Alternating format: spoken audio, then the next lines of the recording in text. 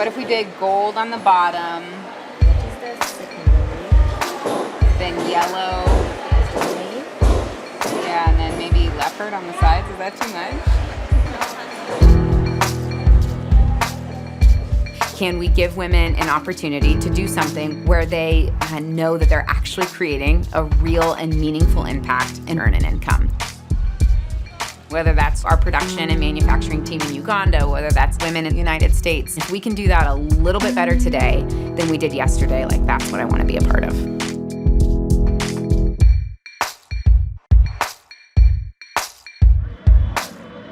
I studied journalism while I was in university, went on to get my master's degree in journalism, graduated, got a job, and kind of had this moment where I realized that I knew a lot in my head about the injustices facing women and girls across the globe, but that my life, my community, my relationships, my friendships didn't actually reflect that.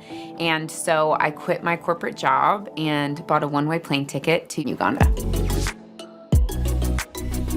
My interest in women and girls in developing economies and in conflict and post-conflict zones was very formed by my faith and this belief that the Lord is with the marginalized and with the oppressed, and that part of being a child of God and part of living in community is understanding your privilege, of acknowledging that, of being thoughtful and intentional about how am I using the privilege that I do have in a way to make the world better and more just for somebody that might not currently be experiencing that. And while I was living and working in Uganda, I started learning firsthand the challenges that young women in Ugandan society face: poverty, injustice, gender inequality. I come from a family of 6 girls, and my mother is the breadwinner. As women, we don't have certain benefits that men are out there enjoying, yet we are all living in the same world, same resources. Here in Uganda, people have a perception that it's only men who can do this and women cannot. I have to prove myself a lot at all times. Most of the challenges that the girls face in Uganda is that they're not given a chance to go far in the university or as regards the education level. They can't afford the tuition, school fees is so high. For ages 18 to 24, 80% are unemployed. Yet to join university, you need some money.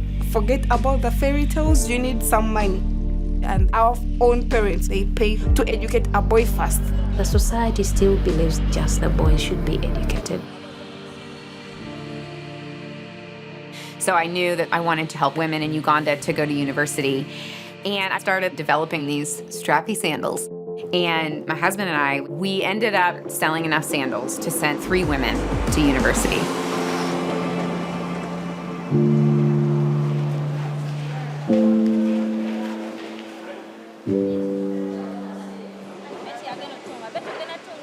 That willingness to know that I saw this, and as a human being, I didn't like it. Maybe I can do something. That's what has helped Sseko grow. As a company, we began very small, sending 3 girls to university, to where to date we have so far sent 167 girls. These are humble girls that are bright, but they've also gone through a lot. Some have come from sex trafficking, broken homes, domestic violence. Others have come from war-torn areas like the northern Uganda. But despite the fact that they've gone through a lot, we are professionals in every way. And that means when you're cutting that small piece of leather, you have to put your mind to it. You have to consider the customer first. So our products have been produced in a way that it's not only because it has a story, please buy it, help take these women out of poverty, they're so broken. No. You'll get value for your money. If the story doesn't move you, then the quality of the product and its beauty has to.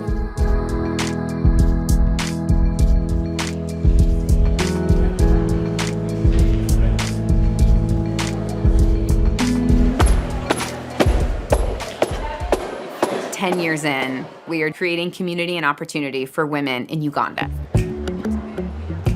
So a woman graduates from high school, she starts working at Sseko, Every month, 50% of her salary is automatically deposited into a savings account. At the end of her time at Sseko, we'll match up to 300% of her savings, and that will go towards her university tuition. So they're graduating, they're going to university, they're creating this incredible change in their communities. And we started asking, could we use that mission of creating community and opportunity for women at home in the United States as well? The answer was yes. And so we launched the Sseko Fellows. And these are the women here in the United States that sell the product, they style their friends, they share the Sseko story.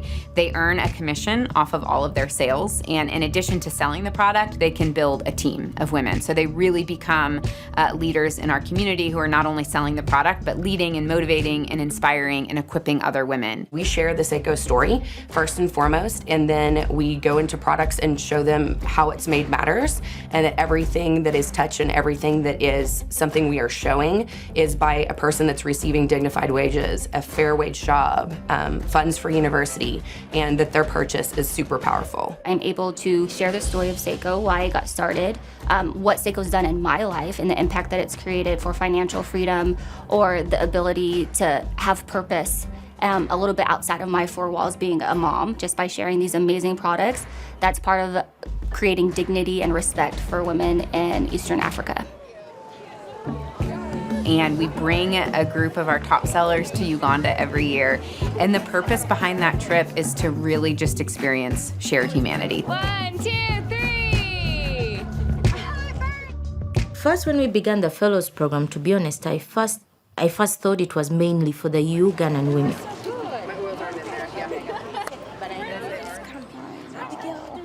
Our women are going to benefit. The American women are always going to give and give and give. And later on, I started receiving letters of women talking about how Ugandan sisters and the American sisters impact one another in so many ways. That mutually beneficial relationship, sisterhood, community is the thing that makes me most excited about what we're doing.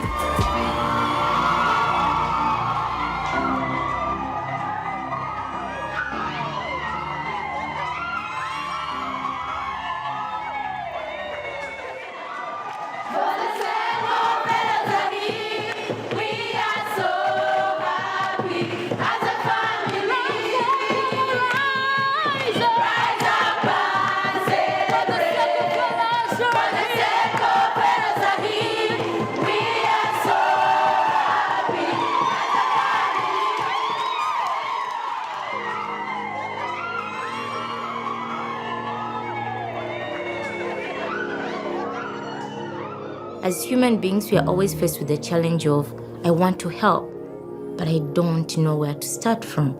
And here is Sseko giving you a chance that you can actually do it, whether in Uganda or the US. They are actually helping one another. It's a partnership, because without them, I wouldn't have products to sell, and I wouldn't make an income, and I wouldn't feel connected with them. And without us selling the product, they wouldn't have a job to come to. We inspire each other, like, where are you now? What are you doing? I'm humbled by the fact that someone out there thinks about me, working so hard to take me and other girls to school, to university. I went to the university because I worked hard at Sseko. From my whole village, I'm the first girl to graduate with a bachelor's degree. And I can't thank God enough for that opportunity, because that opportunity has made me what I am today. When I found Sseko, I was deeply looking for meaningful relationships with other women. And Sseko Fellows created the best friends I've ever had in my life, and really thankful. This is not just business to give us money at the end of the month. This is a family. We are a family at Sseko. You are not alone. We want to be a community of people from different faith backgrounds, from different political ideologies. I think by living and being in community with people that come from different backgrounds and have experienced different challenges, that is where I get to become who God created me to be. And in being in relationship with other people who are also created in the image of God, we have the opportunity to get to be a part of something that's bigger than us and that's going to make the world even just a little bit brighter than it was yesterday.